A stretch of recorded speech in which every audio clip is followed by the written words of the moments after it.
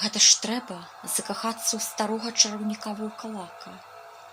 Летыцыі здавалася, што яе свет разляцеўся на тысячу аскепкаў, якія ўжо ніколі не сабраць у тую цэласную карціну ўяўлення, што раней здавалася такой трывалай і непарушальнай. Наогул, яна раптам балюча зразумела, што закахалася, дарэчы, у першы раз. Усё дагэтуль было не тое і не з тымі.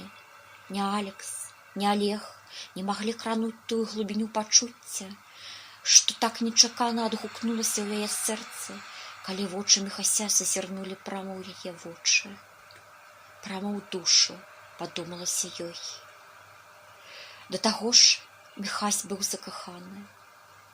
Зачараваны агнявымі вачыма панны, прыгажэй за якія няма было ў свеце.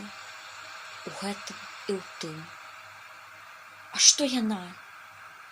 Яе цёмныя, шэрыя, як навальнічная хмара вочы былі на яе думку самыя звычайныя.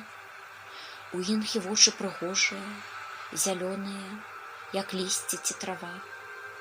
У Алега блакітныя, а ў Алекса чорныя, як ноч. Чаму яна ўспамінае аб іх? Навошта трусіць старое, выбываючы пыл застылых пачуццяў? Таму, што яна баіцца думаць пра Міхася, бо тады ёй забаліць там, каля сэрца, і яна ізноў не будзе мець спакою.